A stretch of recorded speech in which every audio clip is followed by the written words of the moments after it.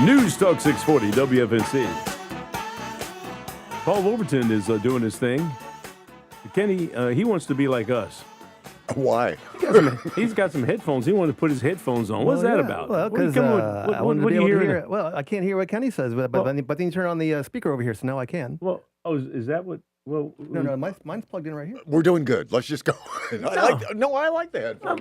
Hey, I can plug it in over here. Yeah, well, cable's not that long. It's right here. Well, the cable's short. Yeah, is it But reach? I plugged in. And you can hear it there? Yeah.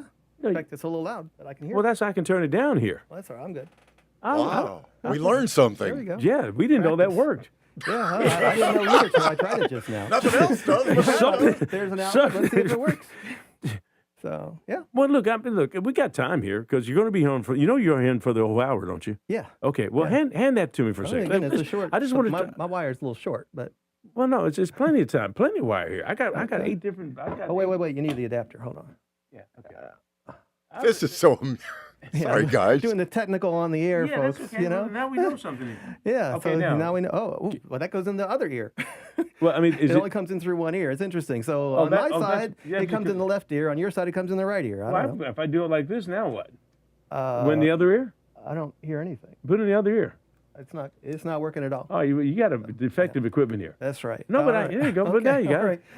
Now, but are you hearing it? No, not getting it out at all. Anyway, all right, well, let me give you a little more juice. Well, I'm gonna give you some. We got other things to talk about. I don't want to talk about anything. I'm going to talk about your headphones. I think the people would like to hear about more interesting things. I don't know. It's like we had a very good weekend. So I saw Rent on Friday night at the Gilbert Theater. No, did you? Oh, I did. Rachel's coming in now. Oh, she is? Yeah, I saw her. She's walking Saved. in. Hey, wait. All right, well, Rachel Hyman McCader's coming in from CityView to tell us about data centers. Don't touch the headphones. The market house and the city budget. You have headphones? I'm going to talk about some headphones. You don't have any headphones? I don't think I brought them. Yeah. No, that's okay. Yeah. I'm just messing with it. Let me put a camera on here. How are you doing this morning, Rachel? I'm good. That's How are good. you? I'm good. What aspect do you cover over there? City government, Fayetteville mostly. Okay. And a little bit of Hope Mills. Whole lot of. We just had Dave Bolick in here. Yeah. Talking about. I saw you note about. What about the Cumberland County Sheriff's audit? Yes. Whatever happened to that? I don't know. I would like to ask him. Well, did you do a story on it? I should. I'm not. But when you had him on the air, I thought there'd be an opportunity to ask him. Yeah. Well, there was so much from the Hope Mills thing that we were trying to dig out. You got a 56-page report. And I got 5 minutes to talk with him here, so I mean, he probably audited every town in Cumberland County, or every aspect of it, or some form. But we had talked about doing the. There actually, I believe, is a pending audit with the city of Fayetteville. Is that right, Rachel? Yeah, there is a pending audit. The auditor and city personnel have spoken to each other, and there seems to be an audit going on. Well, I mean, we look at these things, and there are audits. It doesn't necessarily mean it's a bad thing. I think we have to see what's going on. In the course of even the Hope Mills one, they just discovered an awful lot of things that they had issues with, especially the spending of the reserve fund and how that was which is been done. And that's kind of similar to what Spring Lake got themselves into a number of years ago. They were spending a lot of money and going into their reserves, and the reserves were going down. So now Hope Mills, I guess Rachel could speak better to it, but it looked to me like the Hope Mills was heading in the same direction until they got called out on it. Yeah, well, it's important to note that they were dealing with 23 allegations, and only 2 of them were substantiated, and 3 were partially substantiated. So it was kind of a win if you think about it that way with Hope Mills. Maybe it depends upon what they lost on, though. Yeah. Well, what I thought was interesting about when the mayor and the commissioners got together to talk about the audit was, when they're putting out press releases, they're saying that they're completely accepting the what the audit has to say, blah blah blah. But during the meeting, it became really clear that the mayor and especially the town manager aren't in agreement with the audit's findings. I'll say more so the town manager, McLaughlin, thinks that, but the mayor had a lot of justifications about why the money was spent that way, and he put it on safety of children because they had to hire school resource officers and use the money for other police matters. But the town manager, he was the audit says that he didn't follow personnel policy, and he basically gave And he being unauthorized raises. the manager Yeah. did not follow personnel Yeah. policy. What did I say? You didn't specify. Yeah. He's the town manager, yeah. And so he basically gave like 7 unauthorized raises. Some of them were really high raises, like 12%, which is just a high raise, but So here's the question. He's a city manager. town Who town manager? If the town manager doesn't authorize pay raise, who authorizes it? It's supposed to be like he's supposed to sign off on it, and then like the human resources director is supposed to sign off on it, and there's supposed to be like a paper trail documenting the reasons of the raise. And at the meeting, he basically started saying that, you know, he didn't really think he did a lot wrong, and that he thinks like the staff. Well, so you're saying he didn't do that process? Yeah, he didn't. Well, and Yeah. I think that's what Dave was saying this morning on the air, that there has to be multiple signatures before those pay raises are authorized. And that I don't think that part of the procedure was followed. Mm-hmm. You know, I was looking. It's a 56-page report. I brought it down. I took a look at a lot of the issues there. And I think the main one was the reserve fund being spent. Normally, they spend $500,000, and they've spent $1.7 million, and that's an issue because now you can't pay police officers. Now you can't do the things, collect trash, and do all the things that the town needs to do. And so that was the issue, and they got called to the carpet for it. And apparently, they're going to make adjustments. And my thing, as I told Dave, was I said, as a reporter, when we look at these things, first thing we're looking for is, are there criminal charges? I mean, are the things that are being alleged above the law?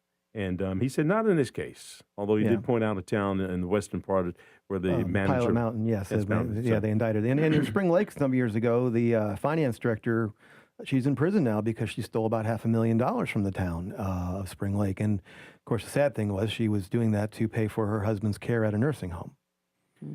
Well, that's not how it's supposed to be. No, she shouldn't do that at all. So you have politicians, you have folks who are in these positions who have their fingers on the trigger and on the budget and on the checkbook, and I guess people think that no one's going to know, and it eventually comes out. Even you don't have to have a state auditor do an audit. If you have some honest people within your organization, that type of stuff should come out. So look, I'm not going to beat this down. You two folks are in here every other week. At least Paul comes in, and your editor as well has come in. Rachel's coming to. Rachel, what do you cover? What part of the business do you cover in the town here? I focus a lot on city council, Fayetteville City Council, and government issues, and also just local issues happening in Fayetteville. Yeah, and the two of them from CityView magazine. Well, CityView, and then it's magazine. Well, I'm always confused on what are y'all? We have a monthly online and magazine. everything. Yeah, well, most publications are online nowadays, even those that still have a print product. Or, you're a radio station, but you have a website. I have a website and a podcast. Yeah, we're on YouTube and Facebook too, right? Right, exactly, at the same time. But that's the nature of the beast in terms of what we have to do to adjust to where we are in terms of what the technology is. The thing about it, and Paul, you spent an awful lot of time at Fayetteville Observer. The people want the information, but they want it free, and they've always wanted free. But there was a time when you didn't start your day without the newspaper. It was thrown at your door. Kids would deliver it, and that was the backbone of how we got information. What I'm concerned with right now is the fact that because of artificial intelligence and because of the blasting of the press as fake news, no one really knows what to believe in terms of what's true.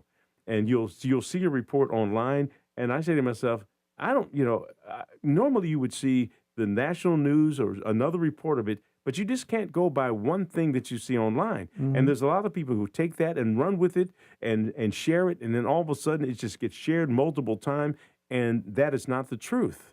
And I've seen that in several occasions. And then I wonder about some of the stuff. I said, man, this is a great story. I'm wondering why nobody else is covering it. That's because it's not true. Yeah, it's what was that famous quote attributed to Mark Twain? Says, a lie can travel halfway around the world before the truth puts on its shoes. I don't know if he actually said that, but I hate comments that I see online on like a TikTok where people are saying, why is no one covering this topic? But it's because they're only getting their news from TikTok. Well, like, people aren't covering it. It's funny. I see people, for years, I've seen people complain on social media, no one's covering this. And then they cite an article that covered it. And then if you Google briefly, you'll see dozens of stories covering the topic they claim no one's covering because they're, like you said, they're in their little bubble, and they just assume that if they didn't see it, it doesn't exist. Well, and you make a good point about bubbles, and that's the other part of this. This is a talk show, so I have the leisure to editorialize on occasion, but for the most part, as a journalist, we don't do that. We're not supposed to. But now we have different news organizations, and I will remain nameless, that specifically, target and say things based on their opinion on their political side, and that is an issue. Well, yeah, but in some ways it's going back to the earliest days of journalism in the country, if not the world. There's the news. If you read newspapers from the 1800s, they were extremely partisan. Sometimes a newspaper has the word Democrat in its name. It's because it was a newspaper for the Democrats. The newspaper might have the word Republican in its name, and it's because it was founded to serve the Republicans in its community. Well, I'm cut from a different cloth, and it's difficult for me. 20th century things changed. Yeah. Hey, look, we're going to take, let me see, these are the results of the Mark Twain quote. I believe news. Believing in the news. These are his quotes. One was misquoted, but here's, I think, one that is interesting here. Yeah. Right there at the bottom. It has become a sarcastic proverb that a thing must be true if you saw it in a newspaper. That is the opinion of intelligent people have not laying a vehicle in a nutshell. Okay. Sorry I brought that up. No, well, but but that's where we are. I just wanted to share that amongst folks who. Okay, here's the thing: if you're a journalist, then you're vetting your information, you're getting it. Folks who are on the internet and have access to a lot of power in terms of putting their information out, don't care. They heard it from some friend, and then they just put it out, or they just recycle something that they've seen on the line that is clickbait or whatever it might be. And so they've, I even said this about Channel 5 at the time, and even Channel 11 when I worked there. It used to be that we were trying to attract viewers. Now we're trying to attract views. And that's the issue, that we're only concerned about how many people are watching. We do track how I think most news organizations track how many people watch individual articles. When I used to work at the Fayetteville Observer, that was a thing we looked at a lot. Here at CityView, we keep up with what's popular. Like last week, the story about the pending closure of the Goodyear factory, that blew up real fast.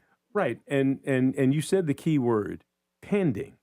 And I've seen reports where it just about shut down already, and people have packed their bags. And you and I have been here long enough to know that this is not the first time that the threat that the plant was going to close during negotiations of a contract. And so that's what's happening again. And the only difference now is they've given a date. They didn't give a date in the past. They gave a date this time of by the end of 2027. Right. I've not heard that and seen that. Look, you guys stand by for a second. We've got to take a break here, Kenny. You're listening to News Talk. Well, this is Paul and Rachel with CityView here, and you come in here every other week trying to take over and everything, come in headphones and everything. Now, he's trying to just take over the whole show. Next thing you know, I'll be thrown on your day off. Now that's funny. Well, you have done that. That's right. And I got the phones fixed too. And he's got the phones fixed the next time that you and Sharon in here. It's not a nightmare. As a matter of fact, we're going to be off next Monday. What you doing? I'm going to be in the mountains of Virginia. A friend of mine who used to work at the Fayetteville Observer is a military writer. He's left the business, and in his retirement, so to speak, he has a bunch of cabins in the woods. And Sharon and I will be renting one of the cabins for the weekend. All right, Rachel, what are you going to do for the holiday weekend? You going to be here or what? Yeah, I'm going to be here, be around. We got fireworks, so we're going to play with. We got fire. Hey, train her real quick. She can, if Sharon, no, we have something that we do have something that will be playing on Memorial Day week. I'm just pulling, just messing with you here a little bit. All right, hey, stay where you are right now. You're listening to News Talk 640 WFNC. We've got Fayetteville's most dependable forecast with CBS 17 meteorologist Rachel Dunsing. Our Monday will be mostly sunny with a high of 94. Tonight will be mostly clear with a low of 66, and Tuesday will be partly cloudy with a high back up to 94. Temperatures will remain toasty much of this week, and while we're going to start dry, a decent chance for rain arrives on Thursday and could linger into the holiday weekend. That is your Fayetteville forecast. I'm CBS 17 meteorologist Rachel Dunsing. All right, Rachel. Hey, 75 right now. What are you laughing about, kid? 75 in Hope Mills, Fayetteville, and Fort Bragg. You're listening to News Talk 640 WFNC. Fayetteville's first radio station, and still first in serving our community. News Talk 640 WFNC. Stream on iHeart anytime, anywhere. Just search WFNC.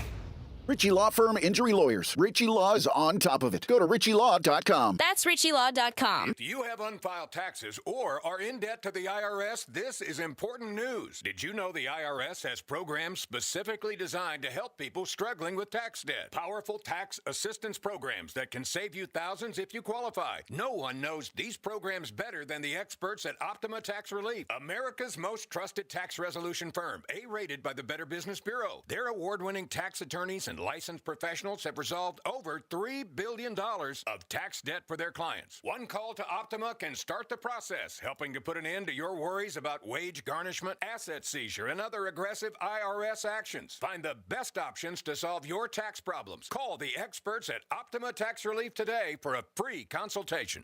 Call 800-896-8155. 800-896-8155. 800-896-8155.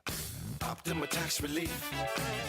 Some restrictions apply. For complete details, please visit OptimaTaxRelief.com. Texting enrolls you in a recurring automated marketing text messages. Consent not required to purchase. Message and data rates may apply. The team's looking good this season. I think so. Man, I miss playing football. Ever since I turned 40, I just can't find that fire I used to have. Think it could be lower testosterone? What do you mean? I was feeling the same way. After 40, the body has less testosterone, and men lose their edge. That's why I take Nugenix Total T2. That's the testosterone booster, right? Yes, but Total T2 is their brand new formula that skyrockets nitric oxide levels in as little as 3 hours. Since I started taking it, I've been lifting like when we played for Coach Carter. My energy is way up, and it even spiced up things between me and the missus. Are they still giving out complimentary bottles? Yep, just send a text. Text HIM to 215-215 for your complimentary bottle of Nugenix Total T2, the next generation testosterone booster. Text now and we'll include a bottle of Nugenix Thermo X, our newest, most powerful fat burner ever, absolutely free. Text HIM to 215-215. That's HIM to 215-215. These statements have not been evaluated by the FDA. This product is not intended to diagnose, treat, cure, or prevent any disease. Paid for by Adaptive Health. Looking for heavy equipment but don't know where to buy? Purple Wave Auction has you covered. Always online and always no reserve. It's your destination for construction or ag equipment ready to work. We even sell semis, trailers, and fleet equipment for your operation. Best part? It's free to join. Head to purplewave.com. That's purplewave.com. Sign up for a free account and start bidding today. Purple Wave Auction, the easiest and most straightforward way to buy and sell equipment. Good morning, Fayetteville with Gilbert Bays on WFNC News Talk 640 AM and now on 103.5 HD2 WFNC.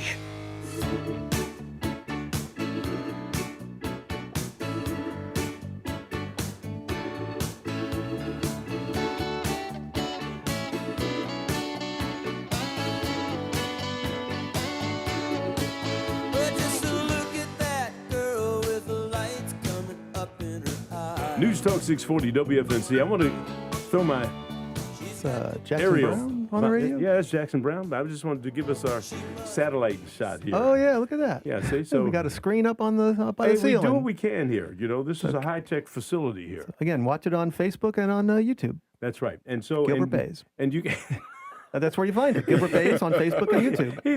He's my hype man or something like that. Let me turn this down a little bit because it's sounding a little bit airy here for a second. Right. Okay.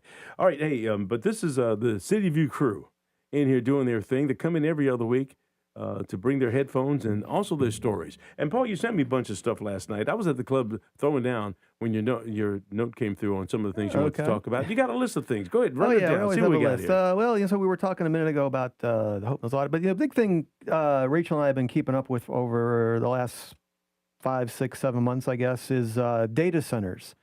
And a lot of people are scared of these facilities, which are big warehouses filled with computers to basically run modern American society. You know, every time you use your GPS to find yourself to navigate it, your phone's talking to a data center somewhere. But they're also they use a lot of electricity, and they can be loud, and people are concerned about them. So City of Fayetteville took some steps recently regarding data centers, and the Cumberland County Board of Commissioners are going to have a public hearing tonight on whether to have a moratorium. And they haven't worked out all the specific details, like how long it would run and so on, but they're going to, 6:45 p.m. tonight at the county courthouse. If you'd like to speak, you should arrive by 6:30 and start signing up, or you can also sign up online through the county's website. Now, you know, and I've talked with Mitch and Colvin, who's the mayor of Fayetteville, and also Kirk Deviere, the chairman of the county commissioners, about the data centers. And there's a difference between what the city is doing and what the county is doing in terms of moratorium. You want to explain that? Rachel can talk about the city. Yeah. Yeah. Well, the city took an interesting move. They basically put a moratorium on a moratorium. They voted to delay a moratorium vote by 120 days to do more research on moratoriums and data centers. So that would be in August before they could take it up again. Yeah, and there's one council member, Sean McMillan, who's really pushing for a moratorium. I think the others are pretty undecided about it, but that's the direction they're going. There was a draft of an ordinance that the Planning Commission and staff wrote, and it was presented to council, and they have not voted on what to do with that ordinance yet. Yeah, and I think people are a little confused about what a moratorium is and what it means to a data center. It does not mean that they're not coming. And you can't use a moratorium to stop a legitimate business from establishing it would itself. temporarily stop them from coming. Yeah, but the game plan is, again, look, I'm going to go out on the line. They're going to close Goodyear, and that's going to be the data center, because that's where it's going to be. Now, you watch. All right, I said that. I mean, I went out on a limb. That's editorializing, by the way. Yeah, there's no fact to that. Well, you're speculating. Yeah, I mean, it wouldn't shock me if one were to go there. I mean, we got a kind of a small one in the industrial park that opened several years ago for cryptocurrency, I believe. AIT, which is a Fayetteville-grown company, grew up in the 1990s to when the internet and World Wide Web was new. Clarence Briggs recognized massive opportunity, started this business, I believe, in his garage, and it's got a building in downtown Fayetteville. He was a soldier that retired. That's right. Yeah. Well, yeah, and he got out and he started this business, and it was very successful. Customers all around the world, and he's got a data center because he has to. If you have a website, Fayetteville Observer used to use his services to host its website. So if you have a website for your business, it is physically housed in a computer in a data center. Mm. Right. But the ones people are worried about are the big hyperscale ones where you get that concern for water and raising the electricity prices. But at least in Fayetteville, they decided to work on an ordinance because I guess a couple data center companies came to Fayetteville asking to build their centers, and the staff kind of decided to tell them that that we're going to work on an ordinance because we don't have any zoning laws right now that tell us what to do with data centers. Well, and the problem is that in some communities, these data centers have been located right next to somebody's house. Oh, yes. And we got a perfect example. You don't have to go to data centers. Go up Ramsey Street and look what happened to the block company there. That was a small block company. The concrete company, yes. Right. And it grew. And it's grown down to the extent that folks in the neighboring community deal with dust, not only on their property, but in their lungs as well. And so that's what's happening. That's what happens when you don't take the time to really research this. And the point I want to make, I'm going to get back to you guys, is the fact, and I asked Kirk Deviere this. That he's the chairman of the County Board of Commissioners. He is. And I said, Kirk, this is what we got to do. This is what we got to watch out for. Nobody has the crystal ball. Nobody can tell you what's going to happen to these data centers in 40 years, because nobody could have told us or could have foreseen that the Ann Street landfill was going to grow to the extent that it did right on the backside of Eufaula Street. And all those poor folks who had their homes there now had rats, snakes, a terrible smell, because a little itty-bitty landfill grew to be the size that it is. And nobody had the crystal ball. So who has the crystal ball on the data center? That's a fair question. All right, look, you're listening to News Talk 640. Kenny is giving me all kind of fingers. Which one? I'm just pointing to the other screen, man. Yeah, you're doing a good job too. But like, hey, look, I like the way that I say, Kenny's giving me the fingers. I'm pointing to the other. I know you are. All right. Like, How about this one? Yeah, there you go. Look, and look, thank God you weren't up on camera. Yeah, look, see. Nice Look, knowing you, Kenny. That's why I don't put him up on camera that much. You're listening to News Talk 640 WFNC. Right now we have local news with CBS 17.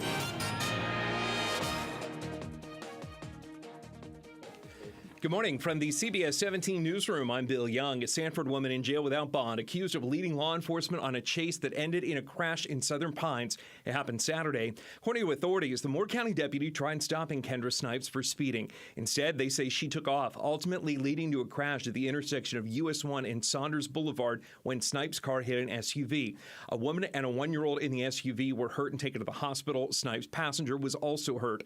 Charges against her include reckless driving and driving with a revoked license. More than 7,500 booths at Hendricks Stadium on Fort Bragg now honor America's fallen heroes. Volunteers spent hours setting up a tribute with photos, flowers, and personal messages inside each booth. Organizers say the display is about more than remembrance. It's about making sure the next generation understands the cost of freedom. The display is free and open to the public through today. If you'd like to go, stop by the All-American Gate Visitor Center. Fayetteville Habitat for Humanity launching its free youth construction camp next month for kids 16 to 19, featuring courses to become licensed tradesmen in drywall installation, plumbing, and framing. You can apply online through the 21st. The camp runs June 22nd until June 26th. Disabled American veterans and recruit military are hosting a nationwide virtual job fair tomorrow, the 19th. It's from 12 to 4 and features 71 employers from across different industries. You are asked to register in advance. I have a link to do so. If you head over to CBS17.com, click the news tab, and scroll over to Job Alert. With your morning update, I'm Bill Young, CBS 17 News. Our Monday will be mostly sunny with a high of 94. Tonight will be mostly clear with a low of 66, and Tuesday will be partly cloudy with a high back up to 94.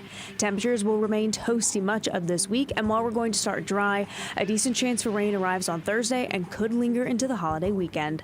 That is your Fayetteville forecast. I'm CBS 17 meteorologist Rachel Dunsing. All right, Rachel, 75 degrees right now in Fayetteville, Hope Mills, and also Fort Bragg. You're listening to News Talk 640 with WFNC. This update is sponsored by Precip, the best weather app for checking precise rainfall totals. Wondering if the forecast was right? Precip is the app that shows you exactly what happened, not just what was forecasted. With Precip, you can check the actual weather anywhere. Download for free at getprecip.com or search Precip in your app store. This report is sponsored by NobleGoldInvestments.com. To every military family who sacrificed alongside their service member, thank you. Now let Noble Gold Investments help you protect the future you've fought so hard to build. Safeguard your family's legacy with physical gold and silver. Visit NobleGoldInvestments.com. Proud to be your hometown news and information source for 4 decades. News Talk 640 WFNC. Stream on iHeart anytime, anywhere. Just search WFNC. Ready for non-stop family fun? Then get to the YMCA of the Sandhills. Dive into the pool, hit the courts, crush a workout, or let the kids burn off energy in programs that keep them active and smiling. There's always something happening at the Y, and it's always exciting. From sunrise workouts to after-school adventures, the Y is your family's headquarters for health, happiness, and high-energy good times. The YMCA of the Sandhills. Fun starts here. Join today and jump into the summer. Family memberships are just half off for a limited time. When the bell sounds, it's Y time. The YMCA of the Sandhills is the WFNC Sweet Deal of the Week. Log on now to WFNCAM640.com and click on the Sweet Deals logo and get a family one annual membership for half price. That's one adult plus minor for just $418. Join fee covered. The YMCA of the Sandhills, your Sweet Deal of the Week. Ready to feel refreshed, radiant, and recharged? At QuickMed Pharmacy and Clinic, our Quick Drip IV hydration experience is designed with you in mind. From Beauty and Glow to Be Lean, Immunity Boost, and the Reliever, each option supports your wellness inside and out so you can look and feel your best. It's time to reset. Simple booking, no confusing memberships. Appointments available Mondays 9 to 2 and Tuesdays 2 to 7. QuickMed Pharmacy and Clinic, 204 Westwood Shopping Center, Fayetteville. QuickMed Pharmacy and Clinic. Feel better. Bragg. It's All-American Month, and it's time to ride bigger. Now through May 31st, buy a pre-owned bike and get $1,000 all month long. You heard that right. $1,000 on select used bike purchases every single day in May. Or go brand new. Buy a new bike and get 3 years of free maintenance. 3 years, free. And this Memorial Day, we're partying all weekend long at Fort Bragg Harley-Davidson. Friday, Saturday, Sunday, and Monday. Free cookout, ice-cold refreshments, live music, paratroopers, stunt riders, and the baddest bikes in the Carolinas. Don't miss your chance to ride home $1,000 richer, or with 3 years of maintenance covered by us during our biggest and baddest All-American Month yet. Only at Fort Bragg Harley-Davidson, right off Sycamore Dairy Road in Fayetteville. Or visit FortBraggHarley.com for all the details. $1,000 gift card valid on select pre-owned motorcycles only. No cash value. Cannot be used toward bike purchase. 3 years free maintenance valid on select new motorcycles only. Excludes price and CVO. Offer subject to dealer restrictions, not combinable, and not all buyers will qualify. Further exclusions may apply. Offer expires May 31st, 2026. See dealer for details. When was the last time your CPA brought you a strategy that dramatically saved you taxes? This is Roger Harris, president of Whitehorse Financial. The two biggest robbers of wealth are debt and taxes. Our team of tax attorneys and tax planners help successful people legally pay less tax. If you have over $1 million in retirement accounts, or you're selling a business or real estate, we may be able to help. Call 910-339-2625 for a 15-minute discovery call, or visit whitehorse-financial.com. Good Morning Fayetteville with Gilbert Bays on WFNC. We built this city. We built this city on rock and roll. Built this city. News Talk 640 WFNC. Rock and roll. We built the city. More 80s music here today. Yes. We got Paul Wolverton and Rachel. What is your last name? Is it hyphenated or what? Yeah. You got a bunch of names there. Hyman Mercader. Is it hyphen? Yeah, it's actually my dad's and my mom's last name, so I have their two names. Okay, well that is neat. Now that explains it, Paul. See, I'm a reporter. I had to dig that out of her. I was actually born Rachel Hyman Mercader Cepino de Freitas because my family's Brazilian. Hi, Dios. You speak Spanish? No. No, that would be I- Portuguese. That's right. It would be Portuguese. That's right. Yeah, so I was going to throw my one Spanish line on you. That Siete 15 se. sentences. Yes, siete se. So that's right.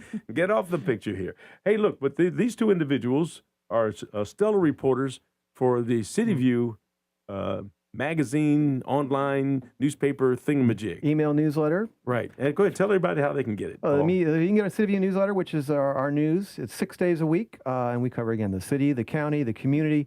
If you go to cityviewnc.com, and there'll be a button you can press to say subscribe to the newsletter, and you fill it out. Let's see if my website, get the, well, somewhere.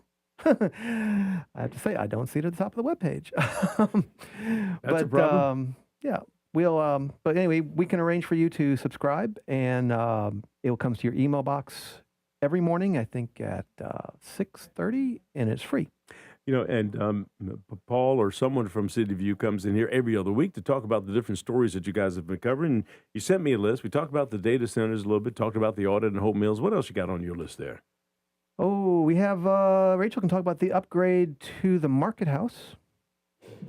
Yeah, so they are, last week, I think it was, the city council voted to accept a contract for a contractor and move funds around to finish up the Market House upgrades, which has been going on for, I think it started about a year ago.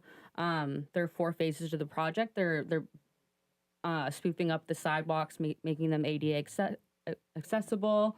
They're doing lighting, which has already been done, and there's going to be kiosks at the Market House, and it's basically turning it into a more informative, interactive place to be. That is. Well, I think, and as the Mayor Mitch Colvin from Fayetteville said, that there are going to be plaques up there to tell the true story about all the things that's happened there. There's always been some issue about were slaves sold there, were there not? There's a plaque up there now that acknowledges that. Well, slaves were sold there. It was not specifically built for the sale of slaves. It was built for being a market. And my understanding, and someone might correct me on this, but my understanding has always been that the slave sales generally were if there was an estate auction and the estate included some enslaved people, that when the assets of the estate were sold, that's where those sales took place. Right, and Paul, I've heard that, and it doesn't belittle the fact that the slaves were sold there. I don't Exactly. care why it happened. That doesn't matter. And every time I hear someone try to justify, well, it was okay. It's not. It's not that it was okay. It wasn't It's just okay. It that doesn't was the matter how. circumstance, yeah. That's right. But you're right. That is the circumstance that I understand. But who was it? One of the governors or the president's wife came down and wanted to see the slave house. I've heard that. Yeah, yes. maybe Eleanor Roosevelt. It was Eleanor Roosevelt who came down and wanted to see that market house where the slaves were sold. And so, it is in the center of our city, and all the roads out here lead to it or lead from it. And I think the interesting thing about the roads like Cliffdale, Gillespie Street, Person Street, Ramsey Street, all lead to a specific spot in the state. If you go up Ramsey Street, you go to Raleigh. It used to be called Raleigh Road. Right. You go up Morganton or Gillespie Street, you go to Fort Bragg. You head down 87, you go to Wilmington. So each of the roads that come off that pinwheel of the market house heads to somewhere very specific in the state. A lot of people don't know that. And the other thing a lot of people don't know is that there is an exact replica of the market house. Where is it, Paul? It's on top of the VA hospital up on Ramsey Street. There you go. Did you know that, Rachel? No. You didn't know that. A replica? Yeah, if you've never seen it before, it'll take you. If you're familiar with the market house, and then you see the hospital, it'd be like. I remember the first time seeing it, I was like, wait a minute. That's it. I did a story on that on Channel 4. As a matter of fact, I did a dissolve from the market house to the one on top of the building, and then pulled out and saw that you were at the VA hospital on Ramsey Street. So next time you're driving down Ramsey Street, just take a quick peek right through the gate where they go and look up at the top, and you will see the market house on top of the VA Medical Center. A lot of interesting things here in town. I forgot there's a story behind why that was done. Do you know what that is? I don't know that story. Yeah, I'm not sure what it is too, but there is some reason why they decided to do that. I don't know, was to spite someone or whatever it was, but there is some story behind that, and I'm sure there are folks who Dr. Hank could probably tell us. Dr. Hank Parfit, yes, yeah, he knows it. Yeah. As a matter of fact, you know what he told me that I didn't realize? I didn't realize why the Gilbert Theater was called the Gilbert Theater. Because the Marquis de Lafayette's name was Gilbert. Yes. Gilbert. And Lynn Pryor, who founded the Gilbert Theater, often would say the Gilbert. And he's still living, by the way. He's in his 90s now. He's up in, I think, Vermont. Right. Now, so here we go. My folks, I have folks who last name Lafayette. First name of the guy who founded this place was Gilbert. I'm supposed to be here. Okay. Is what it boils down to. So in late June, you're going to come down to the Gilbert and watch me perform in a play, right? And what role are you playing? It's a new play written by someone out of Raleigh, I think. Day is Dawning, as I recall, is the name. We're going to have our first rehearsal in a few days, and it's at the Gilbert Theater's annual Play Fest, where they invite playwrights to submit 10-minute plays. The show I'm in, it's it's again 10-minute play, 2 characters, and husband and wife, and the husband has they're elderly and they're sitting on their porch watching the sunrise and having a very serious conversation about his health. Look, that sounds like something Kenny would be into. Yeah. Did you hear what Paul said? I actually was talking to our guest behind me. Yeah, well, he was mentioning about sitting on the porch and watching a sunrise. I said, that's Kenny. Oh, yeah, I enjoy that. Yeah, okay. Sorry, I was thinking about the new show name, Good Morning Fayetteville with Gilbert. I love it. That's right, but I have to speak French. Michel, ma belle, sont les mots qui vont très bien ensemble. Oh, wow. Slick Rick is going to rock the house. You know what I'm saying? Maybe I digress. Right. So we got some more news, by the way. I know you have news, but I wanted to show everybody the face of Rachel over there saying, what in the world is going on? Yeah.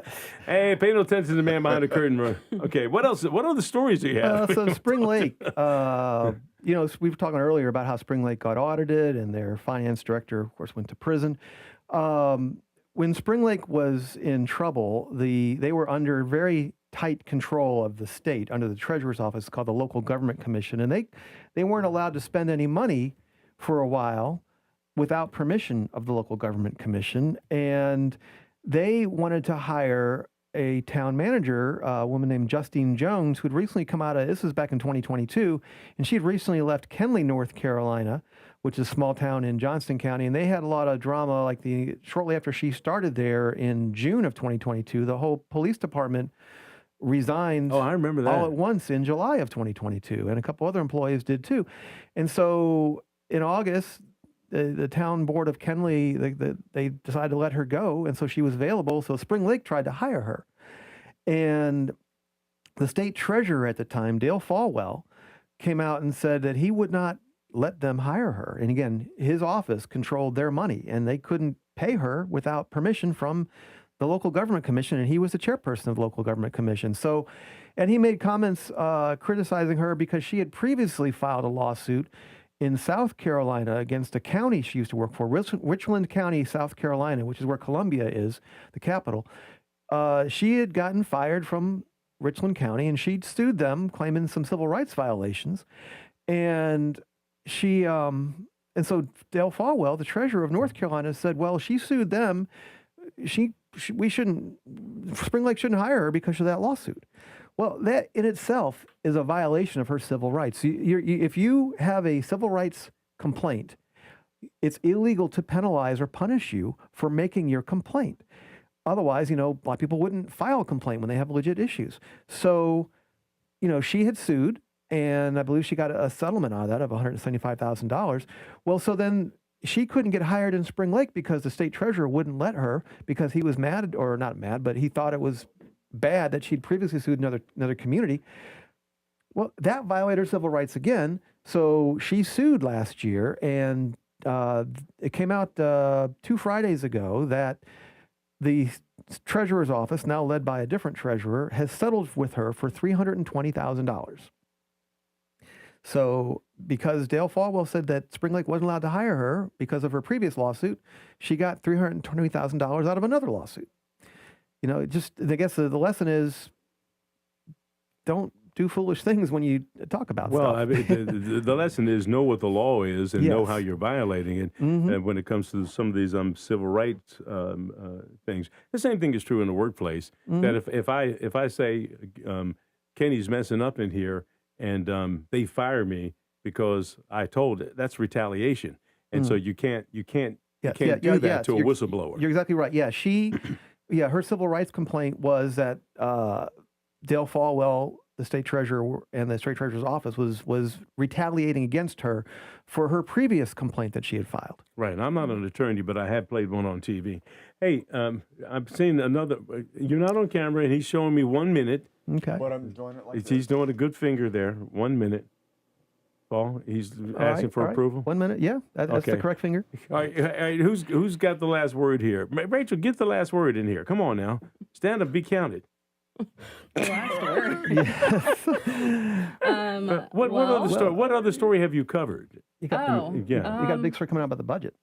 Oh yeah, the budget. City budget. Duh. Okay. City of Fayetteville's doing a budget. Yeah, Fayetteville is the city manager Doug Hewitt proposed his budget last Monday of $322 million. And there's going to be some our taxes are raising. Property taxes are raising by 3 cents. Well, that's if the city council approves the raise. Yeah, that's the suggestion. Well, you say 3 cents or 3%? 3 cents. That would be 3 cents per $100 of value. Valuation. Okay, there you go. Okay, Yeah. 3 cents. I can pitch. I got that. So if you own a home that's $200,000, you'd see a $65 increase. And it doesn't seem like that's a big deal, but with gas prices going up, if you're on a fixed income, you're a senior, whatever, those are big deals. Those are big deals. All right, Kenny's telling me to wrap it up. Tell us everybody where they can get CityView. You can get all of our stories at cityviewNC.com, cityviewNC.com, and also CityView Magazine is on newsstands all around the city. Is that right? Is that well? That's right. The only reason I pause is because Kenny has been pitching that all morning. You're surprised how many places you can see CityView. Oh, it's on true. stands. Yeah, and stands everywhere, restaurants, stores, you name it. Along with, like you said, the other up and coming magazine. They're usually side by side. Yeah. All right, Paul and Rachel, we appreciate you guys coming here. Now it's time for me to give you the big brass boot. Thank you so much. We'll see you in 2 weeks. He just kicked us off the air. All right, you're listening to News Talk 640 WFNC. We've got Fayetteville's most dependable forecast. Rachel, take it away. Our Monday will be mostly sunny with a high of 94. Tonight will be mostly clear with a low of 66, and Tuesday will be partly cloudy with a high back up to 94.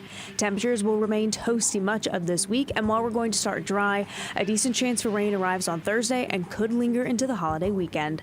That is your Fayetteville forecast. I'm CBS 17 meteorologist Rachel Dunsing. All sooky now, Rachel. Right now, 79 degrees. 79 degrees already this morning.